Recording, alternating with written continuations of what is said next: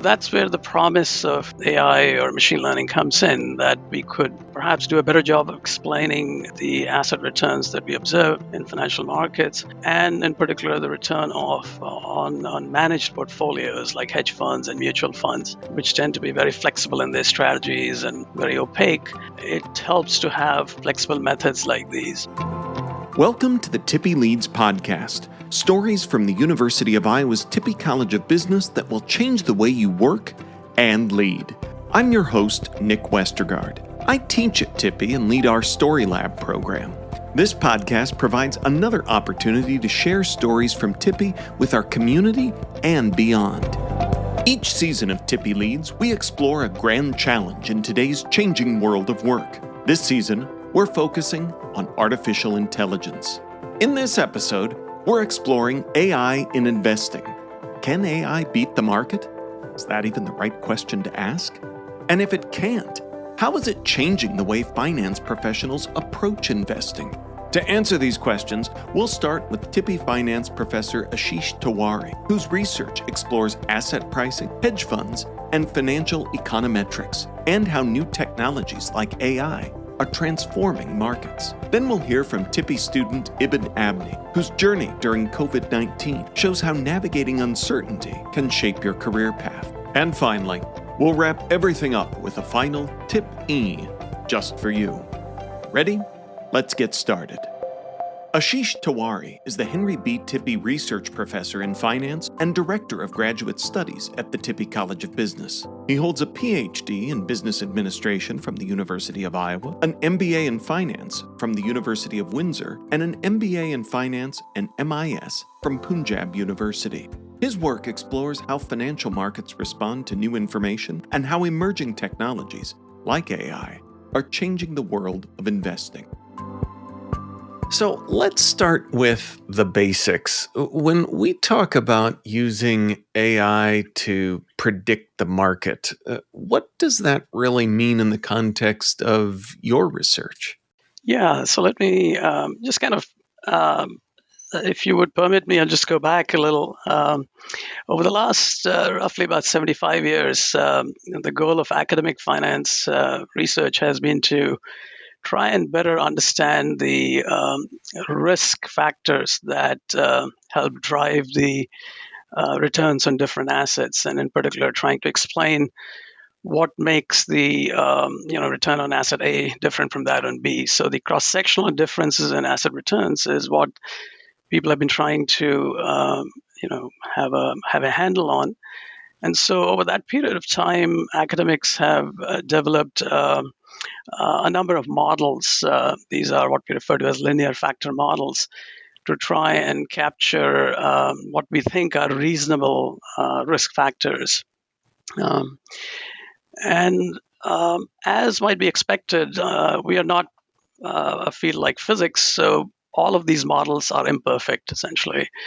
And so that goal of trying to find an explanation for what drives returns and what the relation between return and risk is still an unfinished task. So that's where things like machine learning methods come in. What we've found over the years is that the current state of the art, the models that we currently have in place, they tend to do rather poor job of explaining a lot of the observed phenomenon in the markets. They leave a lot of residual, as we say. And so there are, given the recent advances in areas like machine learning, which is really you can think of that as a subset of the broader field of artificial intelligence, that those techniques tend to be a lot more flexible than the kinds of linear factor models that we've been working with so far. And so that's where the promise of AI or machine learning comes in, that we could perhaps do a better job of explaining the asset returns that we observe in financial markets, and in particular the return on managed portfolios like hedge funds and mutual funds. And so using these kind of methods, what we find is that you can do a much better job of tracking these asset returns. largely because these methods tend to be what we refer to as non-parametric methods. They're highly flexible. They're not restricted to being purely these linear models that we've been working with. The linear models have the advantage of simplicity and they're more interpretable. These machine learning approaches tend to be more of a black box sort of character to them, but they have the appeal that they are a lot more flexible, which helps a lot when it comes to working with things like hedge funds. If you're trying to understand the return profile of hedge funds, which tend to be very flexible in their strategies and very opaque, it helps to have flexible methods like these. And so a lot of my research is sort of lately has been involved in trying to both better explain the cross-sectional differences in returns using machine learning algorithms. Secondly, the focus has been on trying to better sort of evaluate the performance of managed portfolios, because that's something investors are interested in a lot. They try to look for portfolio managers that'll outperform or assets that'll do well. And so they're looking at some way of evaluating performance to identify the superior performers. So there, these kind of methods have a big payoff because they allow us to construct better benchmarks, essentially, relative to the traditional methods. And so there, that's where a lot of my recent work has been in trying to develop improved benchmarks for, in particular, evaluating hedge fund performance using some of these modern machine learning tools. And what we find is that these methods do have a big advantage. They help track the performance of these portfolios a lot better, which means that they allow for a more of an apples to apples comparison. That is, the benchmark actually does track what the target portfolio that you are trying to evaluate looks like in terms of the risk profile. And so then you can conduct better inference about any value added by the portfolio manager or by the fund, and do things like better forecasting of failure, which is a big concern with entities like hedge funds, which have a high attrition rate generally because of the nature of risk that they take on and what they're doing. So these kinds of methods have a lot of appeal in being able to do a better job of capturing the kind of risks that these assets are exposed to, and that then therefore allowing you to better understand what might be what you think of as pure value added as opposed to purely a compensation for risk.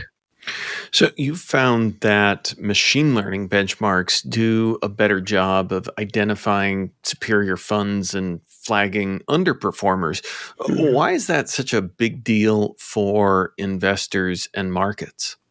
Yeah, so that the reason why that is a big deal is because of the sort of a natural human instinct to try and look for winners out there in terms of investment options. And what ends up happening is that investors and certainly the financial, the industry, financial services industry is not very helpful in this regard. If anything, it's to their advantage to sort of muddy the waters. So what happens is that investors tend to look at past performance as measured against some imperfect benchmark, and they think that they have spotted a winner. And as might be expected, you have a huge amount of capital that then gets directed to those perceived winners. And so this kind of a contest is conducted almost on a quarterly basis. There are various financial publications that'll publish the list of winners and losers every quarter. And the perceived winners attract a lot of capital, um, and inevitably that performance evaluation tends to be against these imperfect models, which means that what you are viewing as value added is nothing but compensation for risk, or it is a bad benchmark problem. That is, you do not account for certain kinds of risk factors that were relevant to that performance, and it's unlikely to repeat because that was not pure skill. And so the bottom line is that you end up with a lot of misallocation of capital in the process. And investors have short memories. They don't appear to learn from past mistakes, and so this story kind of plays out again and again. We have this constant performance chasing, which which would be okay if this was just small sums involved or whatever. But this seems to be taking place at a very large scale, and in particular when it comes to things like retirement investing, where you really ought to be not doing something like this and staying the course for the long haul. The end results can be quite costly. So investors end up being their worst enemy, own worst enemy, by doing these kinds of things. So you talked about chasing performance and the different publications, and we still see a lot of headlines about a fund beating the market. Why is that potentially dangerous without proper benchmarking? Yeah, once again, that's again, it plays to the human nature of this idea that if I can find a manager or a investment opportunity that'll quote unquote outperform or beat the market, and then I'll be ahead of the game. And that instinct and that hope is what drives that kind of behavior. Of course, the fact of the matter is that we now have well over 50 years of empirical evidence on this issue, that it's extremely hard to do that. And it's not because there is some sort of a secret about this issue. It's just that if we think about, let's say there's an investor out there who's discovered the secret sauce or secret formula for doing this, and so the way they're going to implement that is to go out and invest, buy or sell based on that particular rule or that formula, and that process of sort of exploiting that rule is what makes prices more efficient in some sense in the market. So if I find out, for example, then all stocks that start with a vowel, for example, they are the ones that are going to be outperforming next quarter, then that'll cause me to buy those very stocks, and that pushes the prices up to the point, and not just me, anybody else that discovers that, because it's not likely to be that I have, highly unlikely that you have information that is not out there for others to examine. So that process then leads to prices adjusting fairly quickly. So we have an adaptive system which has this inbuilt mechanism for reacting to any of these kind of signals, and so it turns out that while something like that may work in the short run, over the long run or over a reasonably longer period, it becomes very hard to consistently use a method like that, especially accounting for the transactions costs involved, which can be very substantial. And so the average person who's trying to do something like that, or believing that they have, because that's the message they're being told consistently by the financial press and the media at large, they end up overpaying for that strategy or that product, and in essence hurting themselves, because those kinds of strategies are very high turnover, very tax inefficient, and often concentrated in illiquid kind of assets, which are not so easy to trade, and therefore have a huge drag on performance at the end. Again, speaking of headlines, with so much excitement and hype around AI, what should finance leaders realistically expect for it to do for performance evaluation today, and what's still out of reach? That's an excellent question. So I think so it's important to sort of take a step back and recognize that some of the developments that we are seeing in this space are indeed quite revolutionary. So, oftentimes the parallel is drawn with the internet boom of the late 90s. But I think this is fundamentally different. We are already seeing massive gains in fields like drug discovery, for example, and the like. Um, so there is certainly a lot of promise in that in that system or method, as it were. In the finance realm, of course, we have areas like fraud detection, for example, where AI has clearly, has a major payoff. So that's an area which we're likely to see, definitely. I mean, and that's something that people can relate to, because if you think about things like credit card transactions and fraud detection algorithms in that space, most of us are familiar with those.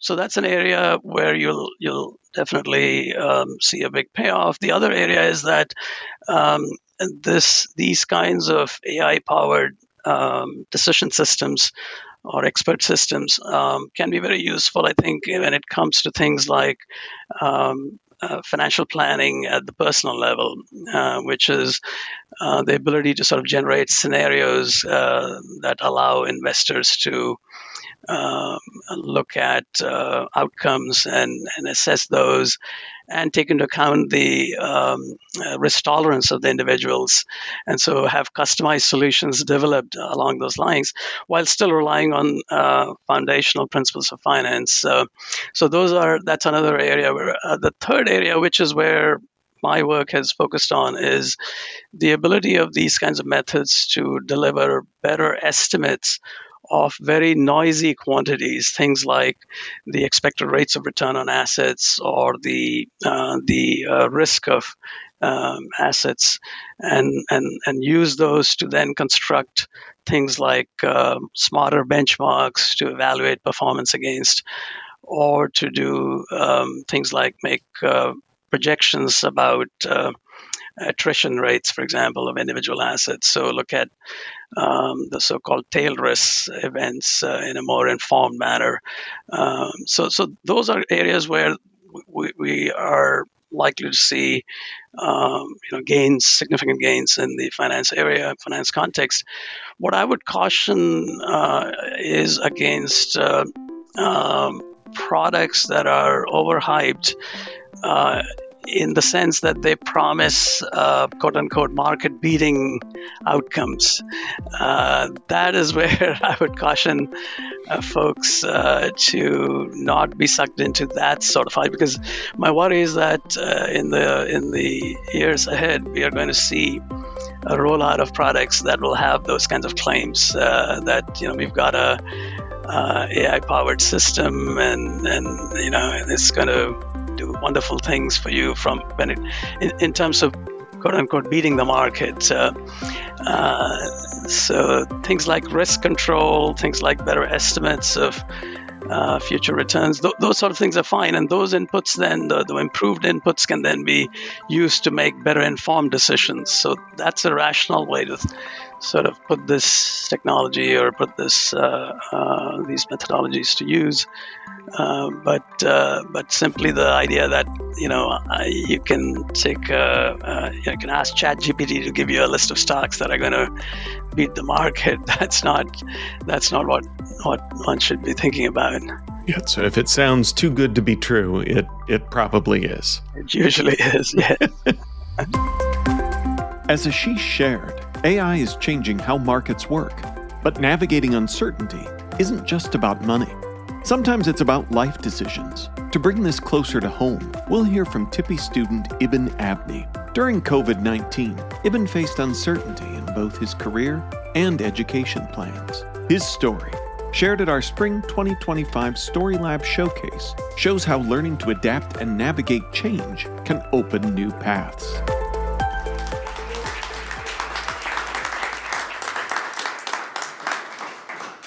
The COVID-19 pandemic was a difficult time.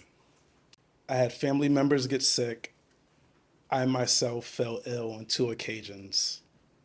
I lost a loved one. just as many others experienced the same fate. As I look back, not everything during this time was negative. As a finance professional working in the corporate world for just over 10 years at that point, for the first time in my life, I got to experience remote work. Or in other words, the work from home culture was born.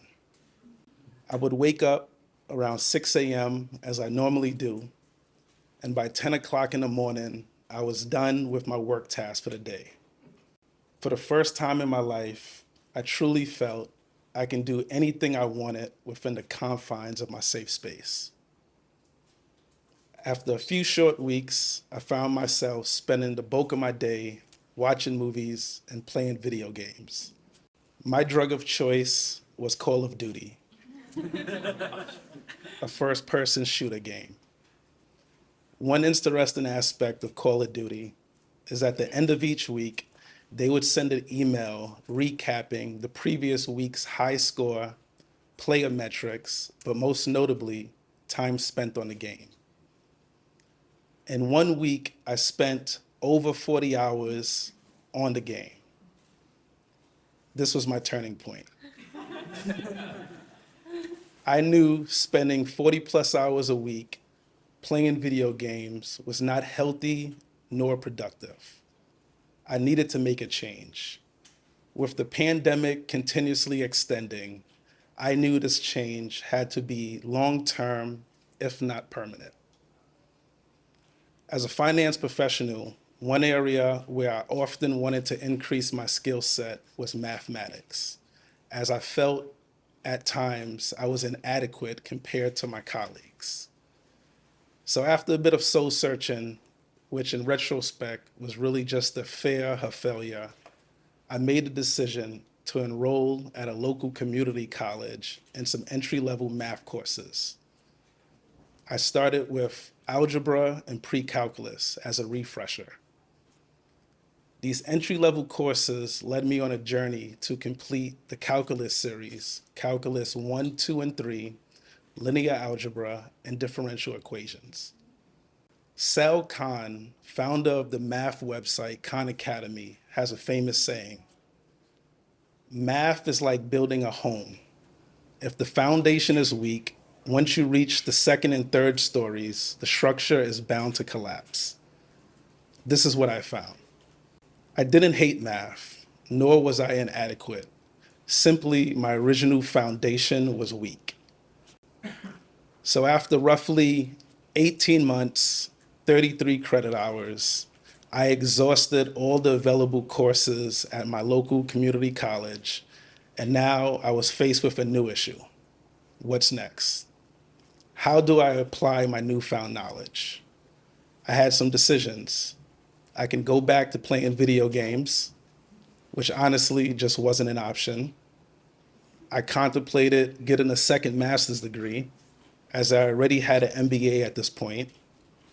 Or I can do what seemed like the impossible, challenge myself, and pursue a PhD.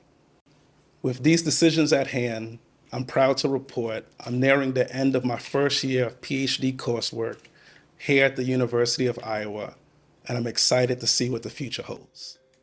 Thank you. That was Ibn Abney at our Spring 2025 Story Lab showcase in downtown Iowa City. You can watch Ibn's story and other Tippie storytellers via the link in this week's show notes. Ibn is now pursuing both a master's in business analytics and a PhD at Tippie, applying data and analysis to solve complex problems and prepare for the future of work. Speaking of which, let's go back to Ashish Tiwari one last time for a final tip E for you to remember in your work. If I were to have an overarching message for people, especially when it comes to their personal finances, I would say that you want to stick to basic principles in terms of what you do on that front, and not get sucked in by hype about products that may promise to do wonderful things on the investment front, simply because they are AI powered. And so those basic concepts, or the fundamental concepts, have to do with things like keeping costs low, diversifying, and staying the course, not sort of chasing past performance. And all three of those things, I think, are easy to do through products that are referred to as index funds, which I think most listeners would have access to through their 401k plans at work and so on, or outside of 401k plan. So that, I think, is, if I could say one thing, that is what I would like to communicate, and hopefully people will be receptive to that message. Hearing from both Ashish and Ibn reminds us that whether you're analyzing financial markets or finding your way through unexpected life changes, the key is how you adapt. Data and models can guide us, but it's human resilience and perspective that moves us forward. In our next episode, Tippie marketing professor Sogan Dalavi joins us to explore what AI is doing to social media. Social media is now shaped by AI on both sides, creation and consumption. But what does that mean for both users and marketers? This episode of Tippie Leads was written and produced by me, Nick Westergaard, with special thanks to Ashish Tiwari and Tippie student Ibn Abney. To learn more about our faculty guests, their research, and more, go to tippie.uiowa.edu/Tippie Leads. If you like this episode, share it with a friend or coworker, or better yet, subscribe to the show on Spotify, Apple Podcasts, or wherever you like to listen. And if you're feeling generous, consider leaving us a rating or review to help others find the show. This is Nick Westergaard signing off. On behalf of everyone at Tippie, thanks for listening, and go Hawks!